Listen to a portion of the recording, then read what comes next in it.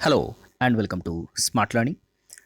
আজকে আমরা ক্লাইমেটোলজির একটা অত্যন্ত গুরুত্বপূর্ণ অংশ, জেনারেল সার্কুলেশন অফ উইন্ডস বা বায়ুর যে স্বাভাবিক প্রবাহ, যেটাকে আমরা নিয়ত বায়ু বলে থাকি, সেই সমস্ত বায়ু প্রবাহ এবং তার সাথে সংযুক্ত বিভিন্ন বিষয় সম্পর্কে জানব। তো এই বায়ু প্রবাহ জানতে গেলে আমাদের প্রথম যে বিষয়টা জানা প্রয়োজন সেটা হচ্ছে কোন কোন এলাকায় উচ্চচাপ এবং কোন কোন এলাকায় নিম্নচাপ সাধারণত অবস্থান করে। কারণ আমরা আগেই জেনেছি বায়ু প্রবাহের নিয়ম হলো বায়ু উচ্চচাপ থেকে নিম্নচাপের দিকে প্রবাহিত হয়ে থাকে। এটা বায়ু প্রবাহের সাধারণ নিয়ম এবং সেই অনুযায়ী কিন্তু এই স্বাভাবিক বায়ু প্রবাহটা হয়ে থাকে, যেটাকে আমরা জেনারেল সার্কুলেশন অফ উইন্ড বলে থাকি। তো এই অংশটা আমরা ডিটেলসে জানব।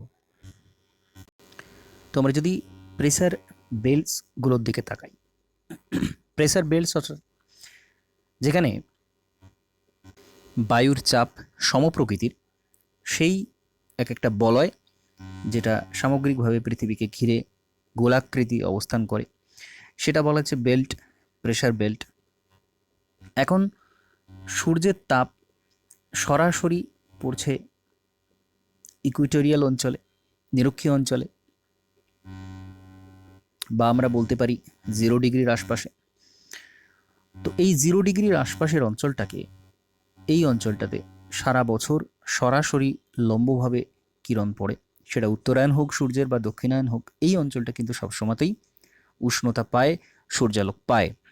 সেই জন্য এইখানে কিন্তু সবসময় লো প্রেশার অবস্থান করে, কারণ সূর্যের তাপে ওই অঞ্চলের বায়ু হালকা হয়, গরম হয়, হালকা হয় এবং ওপর দিকে ওঠে। বায়ু তাপের ফলে বায়ুর ঘনত্বটাও কমে যায়, বায়ুর আয়তন বাড়ে, তাপের ফলে বায়ুর ঘনত্ব কমে যায়। এই সমস্ত কারণে এখানে নিম্নচাপ বিরাজ করে সারা বছর। আর এছাড়াও আমরা এই অঞ্চলটা দেখেছি, এটাকে আইটিসিজেড বলা হয়ে থাকে বা ইন্টার ট্রপিক্যাল কনভার্জেন্স জোন বলা হয়ে থাকে এই অঞ্চলটাকে, কারণ এখানে দুপাশ থেকে বায়ু এসে এখানে ধাক্কা খায় এবং উপরে উঠে যায়। অর্থাৎ উচ্চচাপের বায়ু এখানে আসার পর, এই অঞ্চলের বায়ু এখানে এলো, আসার পর সেটা কিন্তু ওপরে উঠে যায় পরিচলন এর মাধ্যমে, উপরে উঠে যায় এবং আবার বায়ুটা নিম্নে নেমে যায়, ওপরে ওঠার পর ঠান্ডা হওয়ার পর নিচে নেমে যায়। তো এইভাবে কিন্তু ইকুইটোরিয়াল লো প্রেশার বেল্টটা চলতে থাকে এবং এইখানকার বায়ুটা কিন্তু এইভাবে প্রবাহিত হয়। তো যাই হোক, আমরা সেটা ডিটেলস পরে জানবো। আগে আমরা বিভিন্ন যে প্রেশার বেল্ট, চাপ বলয়, তার অবস্থানগুলো আমাদের ভালো করে জেনে নেওয়া প্রয়োজন। তো 0 ডিগ্রির আশপাশে নিম্নচাপ, অর্থাৎ যেটাকে আমরা বলছি নিরক্ষীয় নিম্নচাপ বলয় বা ইকুইটোরিয়াল লো প্রেশার বেল্ট।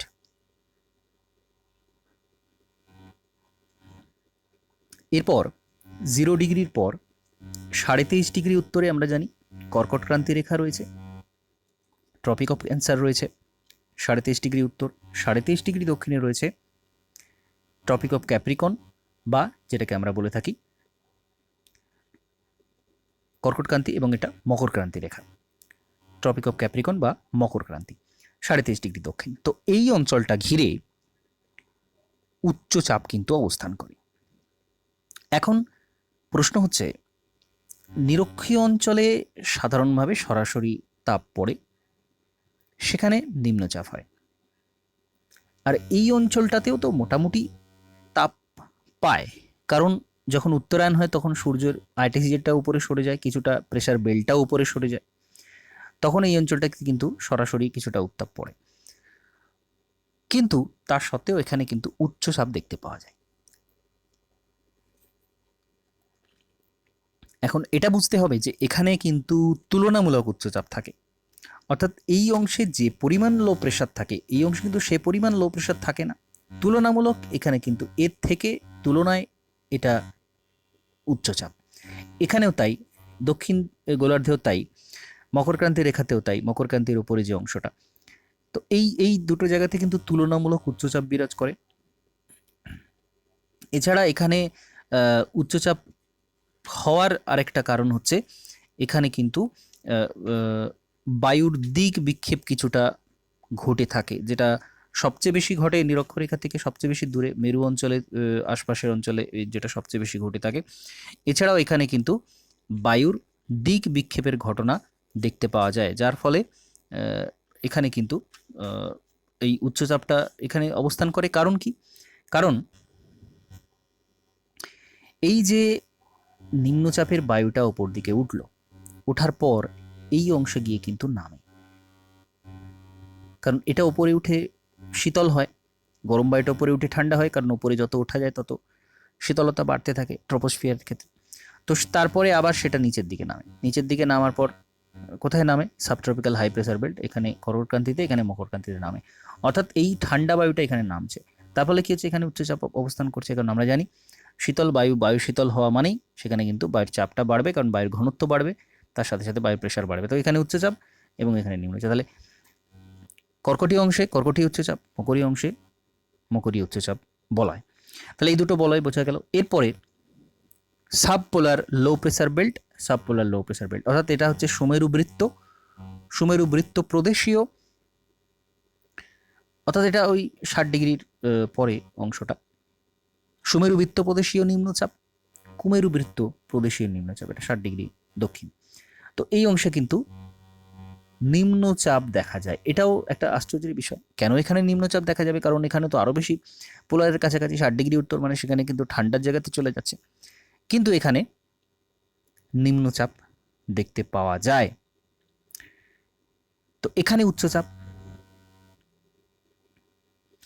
এই এলাকাটাতে কিন্তু ওই দিক বিক্ষেপ, অর্থাৎ বায়ুর যে কোরিওলিস ফোর্সের প্রভাবে, এর আগে আমরা কোরিওলিস বল সম্পর্কে জেনেছি, বা পৃথিবী ক্রমাগত ঘূর্ণনের ফলে যে বলটা তৈরি হয় এবং তার ফলে বায়ুর যে দিক বিক্ষেপ ঘটে যায়, বায়ু সরে যায় এক জায়গা থেকে অন্য জায়গা থেকে, সেই যে দিক বিক্ষেপ ঘটা, তো তার ফলে কিন্তু এইখানকার বায়ুটা অনেক বেশি সরে গিয়ে থাকে, তার ফলে এখানকার বায়ুটা অনেক বেশি পাতলা হয়, অর্থাৎ ঘনত্ব কমে যায়। সেই জন্য কিন্তু এখানে নিম্নচাপটা এখানে সৃষ্টি হচ্ছে।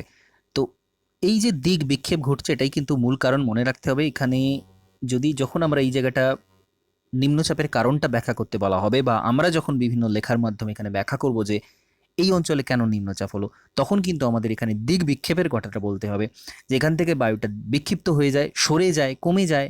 তো বায়ুর পরিমাণ কমে গেলে, বায়ুর ঘনত্ব কমে গেলে তাহলে কিন্তু এখানে নিম্নচাপ দেখা দেবে। তো সেই কারণেই কিন্তু এখানে নিম্নচাপটা দেখা যায়।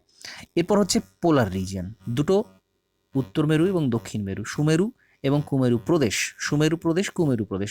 তো এই দুটো অঞ্চলে আবার উচ্চচাপ দেখা যায়, কারণ এখানে প্রচণ্ড ঠান্ডা, সারা বছর এখানে বরফাবৃত অবস্থায় দেখতে পাওয়া যায়।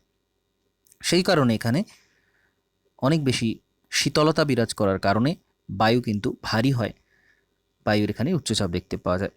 তো এই অংশটাও এখান থেকে কিন্তু উচ্চচাপ মনে রাখতে হবে তার পাশে, অর্থাৎ একটা নিম্নচাপ, একটা উচ্চচাপ, একটা নিম্নচাপ, একটা উচ্চচাপ, এভাবে কিন্তু পরপর অবস্থান করে, এবং এর ফলে, এর প্রভাবে বায়ু প্রবাহের দিকটাও কিন্তু নিয়ন্ত্রিত হয়। কোন দিক থেকে কোন দিকে বায়ু প্রবাহিত, অর্থাৎ উচ্চচাপ থেকে নিম্নচাপের দিকে বায়ু আসে, এখানেও তাই হয়।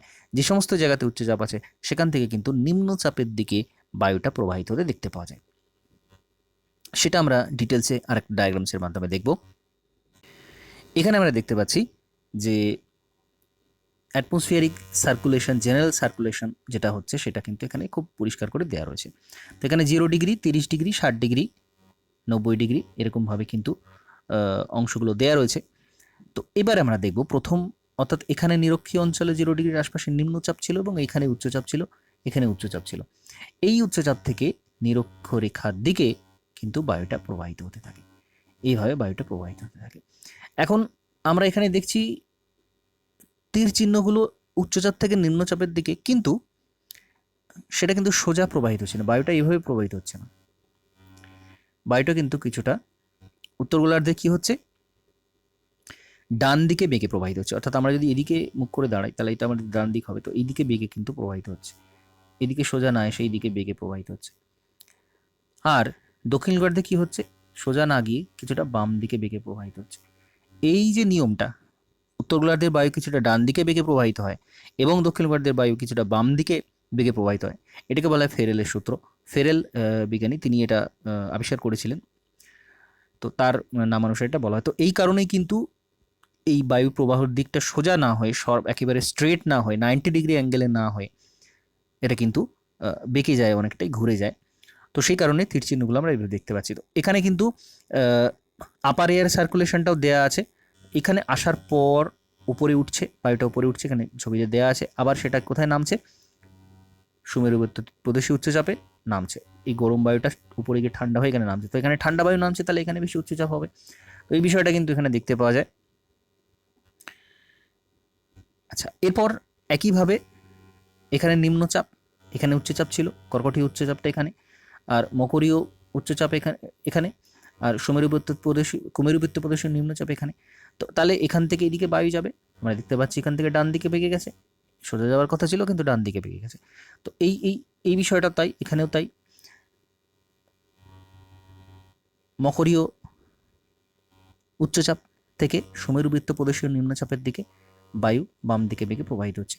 তো এটা নিয়ম, স্বাভাবিক নিয়ম, এদিকে প্রবাহিত হচ্ছে। আর একইভাবে মেরু প্রদেশে উচ্চচাপ, সেখান থেকে মেরুবৃত্ত প্রদেশে ডান দিকে পেকে এবং এদিকে বাঁ দিকে পেকে প্রবাহিত হচ্ছে। তো এই বিষয়টা স্বাভাবিক বায়ু প্রবাহ। এই যে স্বাভাবিক বায়ু প্রবাহ, এইগুলোর আলাদা আলাদা কিন্তু নাম রয়েছে, যেইগুলো আমাদের জানতে হবে। এই যে সুমেরু এবং কর্কটীয় এবং মকরীয় উচ্চচাপ বলয় থেকে নিরক্ষীয় নিম্নচাপ বলয়ের দিকে বায়ুটা প্রবাহিত হচ্ছে, এইটাকে বলা হচ্ছে আয়ন বায়ু। আয়ন বায়ু বলা হয় কারণ এটা সারা বছর একই দিকে, একই পথে এবং গতিবেগও প্রায় একই থাকে, প্রবাহিত হয়। তো এটাকে আয়ন বায়ু বলা হয়। অর্থাৎ কর্কটীয় ও মকরী উচ্চচাপ বলয় থেকে নিরক্ষীয় নিম্নচাপ বলয়ের দিকে যে বায়ুটা সারা বছর ধরে প্রবাহিত হচ্ছে তাকে বলা হচ্ছে আয়ন বায়ু। এইবার এই আয়ন বায়ুর কিছু বৈশিষ্ট্য আছে, সেটা আমাদের জানতে হবে।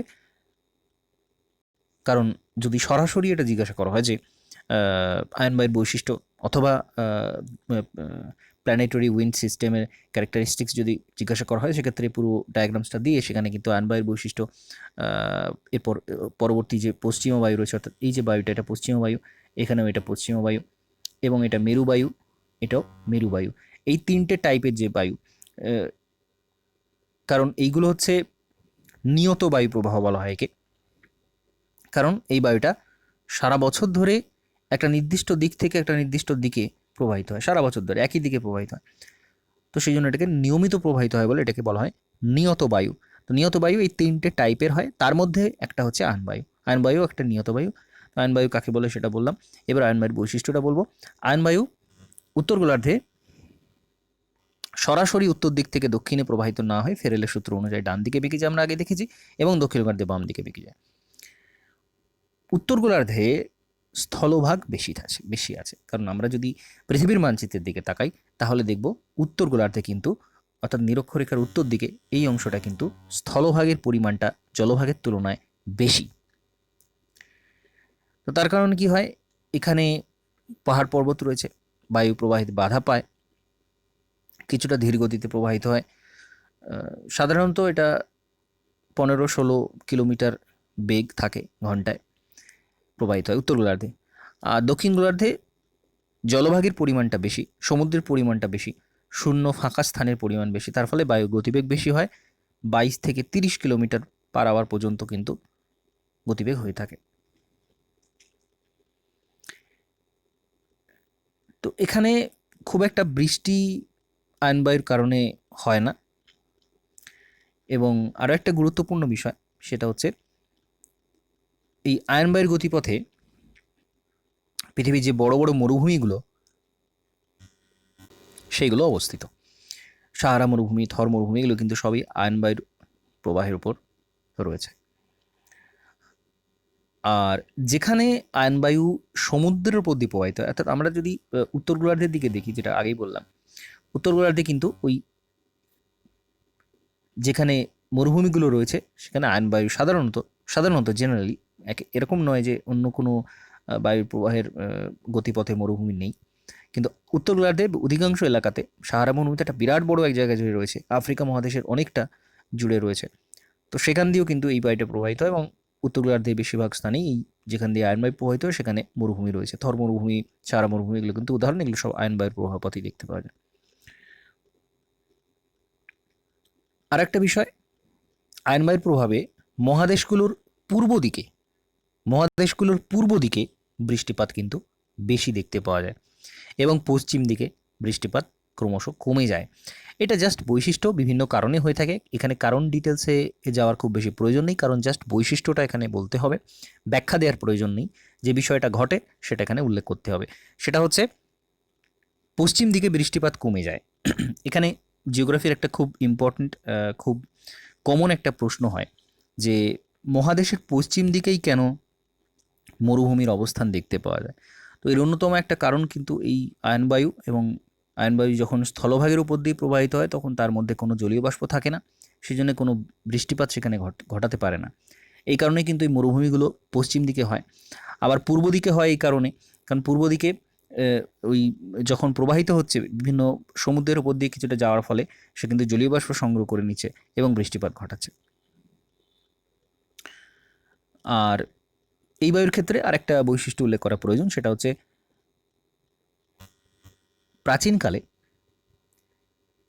পালতোলা জাহাজ যখন চালানো হতো, ইঞ্জিনের সাহায্যে যখন চালানো হতো না, পালতোলা জাহাজ চালানো হতো, বায়ুর সাহায্য নিয়ে বায়ু চালানো হতো, তখন কিন্তু এই বাণিজ্য করার জন্য এই জাহাজগুলো যেত, এবং আয়ন বায়ুর সাহায্যে এরা কিন্তু চলাচল করতো। সেই জন্য এইগুলোকে বলা হতো বাণিজ্য বায়ু, অর্থাৎ আয়ন বায়ুকে বাণিজ্য বায়ু বলা হতো। আর আইটিসিজেড বিষয়টা আমরা দেখেছি, যেহেতু এই অংশটার সাথে একটু জড়িত বিষয়টা এখানেও বলতে হবে কিছুটা। ইন্টারটপিক্যাল কনভার্জেন্স, কারণ আমরা কনভার্জেন্স জেনেছি যখন দুটো বায়ু পরস্পরের দিকে আসতে থাকে সেটাকে বলা হয় কনভার্জেন্স। তো এখানে ওই কনভার্জেন্স জোন রয়েছে এবং ট্রপিক্যাল অঞ্চলে রয়েছে, সেই জন্য এটাকে বলা হচ্ছে ইন্টার ট্রপিক্যাল কনভার্জেন্স জোন। তো এখানে দুটো বায়ু পরস্পর মিলিত হওয়ার পর ঊর্ধ্বাকাশে চলে যায়, এই জন্য কিন্তু বায়ুর প্রবাহটা আছে বোঝা যায় না, কারণ বায়ু প্রবাহ আড়াআড়ি হলেই তবে আমরা বুঝতে পারি যে এটা বায়ুটা প্রবাহিত, কিন্তু উপর নিচে যদি বায়ু প্রবাহ আমরা কিন্তু বুঝতে পারবো না বায়ুটা প্রবাহিত হচ্ছে। তো এর ফলে এই অঞ্চলটা শান্ত থাকে, মেঘ বৃষ্টিপাত খুব একটা এখানে হয় না, বৃষ্টিপাত হয় না বলে বলবো, কারণ পরিচালন বৃষ্টিপাত হয়, কিন্তু বায়ুর প্রবাহ সেই অর্থে হয় না, এবং ওই ক্রান্তীয় ঘূর্ণিঝড়ও কিন্তু এখানে তৈরি হয় না, যদি অন্য কারণ রয়েছে। আমরা ক্রান্তীয় ঘূর্ণিঝড় আগে জেনেছি যে এখানে এই আরটিসিজেড অঞ্চলটা শান্ত থাকে, বায়ু প্রবাহিত হয় না, এবং এখানে কোরিওলিস বল অত্যন্ত কম থাকার কারণে এখানে কিন্তু ঘূর্ণিঝড়টা তৈরি হয় না। যাই হোক, এখানে বায়ু শান্ত থাকে, এটা মূল বিষয়, যে আরটিসিজেড অঞ্চলে বা এই কনভার্জেন্স জোন, এই যে আয়ন বায়ু দুটো মিলিত হওয়ার পর এই 5 ডিগ্রি উত্তর থেকে 5 ডিগ্রি দক্ষিণ এইটুকু অংশে বায়ু প্রবাহ বোঝা যায় না, উপর নিচে হয় বলে। তো এটা কিন্তু এর সাথে জড়িত, এখানে উল্লেখ করতে হবে। তো আয়ন বায়ুর এই বৈশিষ্ট্যগুলো দেখতে পাওয়া যায়, গুরুত্বপূর্ণ বিষয়। এরপর আমরা চলে যাব পশ্চিমা বায়ুতে। একটু অন্য ডায়াগ্রামস দেখব। পশ্চিমা বায়ু, তো এখানে বায়ু প্রবাহের নামগুলো রয়েছে, যে আয়ন বায়ু, এটা আয়ন বায়ু, উত্তর গোলার্ধ এবং দক্ষিণ গোলার্ধের আয়ন বায়ু। তো এইবার হচ্ছে পশ্চিমা বায়ু। পশ্চিমা বায়ু কেন? কারণ পশ্চিম দিক থেকে এটা প্রবাহিত হয় বলে এর নাম হচ্ছে পশ্চিমা বায়ু। তো কর্কটীয় আর মকরী উচ্চচাপ বলয় থেকে মেরুবৃত্ত প্রদেশের দিকে প্রবাহিত হচ্ছে বায়ুটা, সারা বছর ধরে প্রবাহিত হচ্ছে, তো এটাকে বলা হচ্ছে পশ্চিমা বায়ু। পশ্চিম দিক থেকে যেহেতু প্রবাহিত হচ্ছে, বা এটাকে ওয়েস্টার্লিও বলা হয়, ওয়েস্টার্লিজ। এবার পশ্চিমা বায়ুর যে বৈশিষ্ট্যগুলো সেটা হচ্ছে উত্তর গোলার্ধে 30 ডিগ্রি উত্তর অক্ষাংশ থেকে 60 ডিগ্রি উত্তর অক্ষাংশের দিকে প্রবাহিত হয়, কারণ এটা 30 ডিগ্রি আর এটা 60 ডিগ্রি। তো এই 30 ডিগ্রি থেকে 60 ডিগ্রির দিকে প্রবাহিত হচ্ছে উত্তর গোলার্ধে, দক্ষিণ গোলার্ধেও তাই, 30 ডিগ্রি থেকে 60 ডিগ্রি দক্ষিণ গোলার্ধের দিকে প্রবাহিত হচ্ছে। পশ্চিমা বায়ু উত্তর গোলার্ধে সরাসরি দক্ষিণ দিকে প্রবাহিত না হয়ে কিছুটা দক্ষিণ পশ্চিম দিক থেকে প্রবাহিত হয়, কারণ ওই ফেরেলের সূত্র। আর পশ্চিমা বায়ুর দক্ষিণ গোলার্ধের ক্ষেত্রেও উত্তর পশ্চিম দিক থেকে কিছুটা প্রবাহিত হয় ওই ফেরেলের সূত্রের কারণেই। উত্তর গোলার্ধে একইভাবে পশ্চিমা বায়ু যে গতিবেগ সেটা কিন্তু কম, কারণ এখানে স্থলভাগের অস্তিত্ব। আর দক্ষিণ গোলার্ধে কিন্তু বেশি, কারণ অধিক জলভাগ। আর এখানে একটা উল্লেখযোগ্য বিষয়, সেটা হচ্ছে গর্জনকারী চল্লিশা। সেটা কি? সেটা হচ্ছে 40 থেকে 50 ডিগ্রি দক্ষিণ অক্ষাংশে সেখানে উন্মুক্ত সমুদ্র থাকার কারণে বায়ু যখন প্রবাহিত হয় তখন সেটা সশব্দে, গতিবেগের কারণে সশব্দে প্রবাহিত হয়। তো সেই জন্য এটাকে বলা হয় রোরিং ফর্টিজ বা গর্জনশীল চল্লিশা বা গর্জনকারী চল্লিশা, কারণ 40 ডিগ্রি দক্ষিণ অক্ষাংশে কিন্তু এটা প্রবাহিত হয়। দক্ষিণ গোলার্ধে মনে রাখতে হবে, উত্তর গোলার্ধে কিন্তু হয় না, কারণ উত্তর গোলার্ধে স্থলভাগ রয়েছে, বায়ু বাধাপ্রাপ্ত হয়, সেই গতিবেগটা পায় না। কিন্তু দক্ষিণ গোলার্ধে প্রচুর পরিমাণ জোরে, অত্যন্ত গতিবেগে সাথে প্রবাহিত হয়। আর সমুদ্রের ওপর দিয়ে যখন পশ্চিম বায়ু প্রবাহিত হয় তখন জলীয় বাষ্প সংগ্রহ করতে পারে এবং মহাদেশগুলোর পশ্চিম দিকে কিন্তু বৃষ্টিপাত বেশি হয়, এই বিষয়টা মনে রাখতে হবে। আর পূর্ব দিকে বৃষ্টিপাতের পরিমাণ কমে যেতে থাকে এবং আয়নবায়ুর যে বৈশিষ্ট্যটা দেখা যাচ্ছিল এখানেও তাই, পূর্ব দিকে বৃষ্টিপাতটা বেশি হয় এবং পশ্চিম দিকে কিন্তু বৃষ্টিপাতটা কমে যায়। তো মহাদেশগুলোর পূর্ব দিকে বৃষ্টিপাতের পরিমাণ যেহেতু কমে যায়, এখানে খুব একটা বৃক্ষ জাতীয় উদ্ভিদ দেখতে পাওয়া যায় না, এখানে তৃণ জাতীয় উদ্ভিদ দেখতে পাওয়া যায়। কারণ বৃক্ষ জাতীয় বড় উদ্ভিদ জন্মাতে গেলে বেশি বৃষ্টিপাতের প্রয়োজন হয়, সেটা হয় না পশ্চিমবঙ্গের ক্ষেত্রে। তো সেই জন্য এখানে তৃণভূমি দেখতে পাওয়া যায়। যেমন উত্তর আফ্রিকার ক্ষেত্রে প্রেইরি তৃণভূমি দেখতে পাওয়া যায়। এগুলো, এই নামগুলো উল্লেখ করা প্রয়োজন। উত্তর গোলার্ধে, উত্তর আমেরিকার ক্ষেত্রে প্রেইরি, দক্ষিণ আমেরিকাতে পম্পাস, রাশিয়া এবং ইউরোপে স্টেপ, অস্ট্রেলিয়াতে ডাউন্স। তো এই একই তৃণভূমি বিভিন্ন মহাদেশে বিভিন্ন নামে পরিচিত। তো সেইগুলো কিন্তু এই পশ্চিম গোলার্ধে পশ্চিমা বায়ু প্রবাহ পথে দেখতে পাওয়া যায় এবং পশ্চিম দিকে দেখতে পাওয়া যায়। যতগুলো মহাদেশের যে এই যে তৃণভূমিগুলো, এগুলো সব পশ্চিম দিকে দেখতে পাওয়া যায়, কারণ পশ্চিম দিকে বৃষ্টিপাতের পরিমাণটা কমে যায়। তো এই বিষয়টা এখানে উল্লেখযোগ্য। এরপর মেরুবায়ু। মেরুবায়ুটা কি? মেরু অঞ্চল থেকে এই সুমেরু বৃত্ত এবং কুমেরু বৃত্তর, অর্থাৎ এই 60 ডিগ্রি, এখানে যে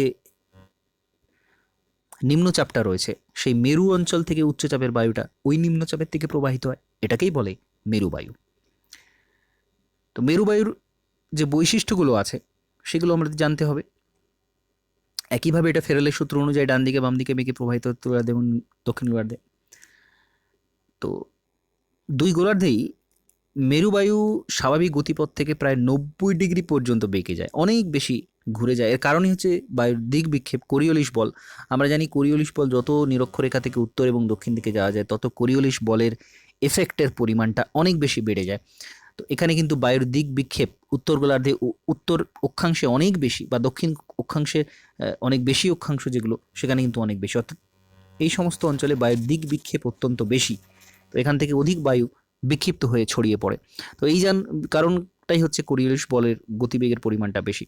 তো এখানে 90 ডিগ্রি পর্যন্ত বেঁকে যায় ওই কোরিওলিস বলের কারণে।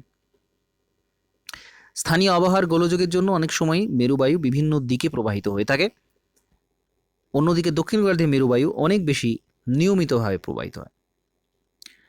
আর মেরুবায়ু বরফে ঢাকা মেরু অঞ্চল থেকে আসে বলে অত্যন্ত ঠান্ডা, আর তুষার ঝড়ের সৃষ্টি হয় এই কারণে। তো এই বিষয়গুলো মেরুবায়ুর গুরুত্বপূর্ণ বৈশিষ্ট্য, এই বৈশিষ্ট্যটা আমাদের মনে রাখতে হবে। তো এইভাবে আমরা ডায়াগ্রামসগুলো থেকে এই বিষয়টা আরও ভালো করে বুঝতে পারবো।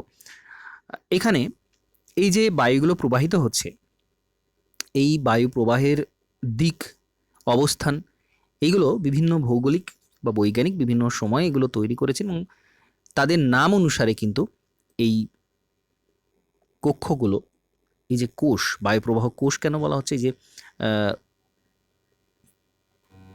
কর্কটীয় উচ্চচাপ, মকরীয় উচ্চচাপ আর নিরক্ষীয় নিম্নচাপ, এখানে এই যে প্রবাহিত হচ্ছে, এখান থেকে প্রবাহিত হলো, এখান থেকে প্রবাহিত হলো, আসার পর উপরে উঠলো, এবং এই যে সেলটা তৈরি হচ্ছে, এই যে কক্ষটা তৈরি হচ্ছে, এইগুলোকে এক একটা নাম দেয়া হয়েছে। অর্থাৎ এই হ্যাডলি তিনি এটা আবিষ্কার করেছিলেন, তার নাম অনুসারে এটাকে বলা হচ্ছে হ্যাডলি সেল। আর এই উচ্চচাপ অঞ্চল থেকে নিম্নচাপ অঞ্চলের দিকে আবার সুমেরুবৃত্ত প্রদেশীয় নিম্নচাপ, কুমেরুবৃত্ত প্রদেশীয় নিম্নচাপ, এই যে প্রবাহের ফলে এই যে কোষটা তৈরি হচ্ছে উত্তর এবং দক্ষিণ ভারতে, এটাকে বলা হচ্ছে ফেরেল কোষ। ফেরেল এটা দেখেছিলেন বা আবিষ্কার করেছিলেন, এই অবস্থানটা নির্ণয় করেছিলেন, তার নাম অনুসারে এটাকে বলা হচ্ছে ফেরেল কোষ। আর একেবারে উত্তর দিকে এবং দক্ষিণ দিকে যে কোষটা তৈরি হচ্ছে তাকে বলা হচ্ছে মেরু কোষ বা পোলার সেল। তো বিষয়টা গুরুত্বপূর্ণ, এখানে কিন্তু সরাসরি প্রশ্ন না দিয়ে হ্যাডলি সেল, ফেরেল সেল বা পোলার সেল এইটাকে বলা হয়, সরাসরি এখান থেকে কিন্তু প্রশ্ন করা হয় যে হ্যাডলি সেল কি, বা ফেরেল সেল কি, বা পোলার সেল কি। তো এই যে 3 ধরনের বায়ু প্রবাহিত হচ্ছে, তো এইগুলোকে কিন্তু আলাদা আলাদা নামে পরিচিত, প্রত্যেকটা আলাদা আলাদা। তো এই বিষয়টা আমাদের জানতে হবে। তো বৈশিষ্ট্য একই, এখানে আলাদা কিছু ব্যাপার নেই, বৈশিষ্ট্য একই যেগুলো আমরা দেখলাম আয়ন বায়ু, পশ্চিমা বায়ু এবং মেরু বায়ুর ক্ষেত্রে তিনটি কিন্তু বৈশিষ্ট্য একই। তো যাই হোক, এইভাবে আমরা জেনারেল সার্কুলেশন অফ উইন্ড বা প্ল্যানেটরি উইন্ড সিস্টেম এই বিষয়টা আমরা ব্যাখ্যা করতে পারি প্রত্যেকটা আলাদা আলাদা বৈশিষ্ট্য দিয়ে, এবং সবার প্রথমে কিন্তু আমাদের ওই অবস্থানটা বলতে হবে, যে উচ্চচাপের অবস্থানটা এখানে, নিম্নচাপের অবস্থানটা এখানে, সেটা কিন্তু আমাদের বলতে হবে।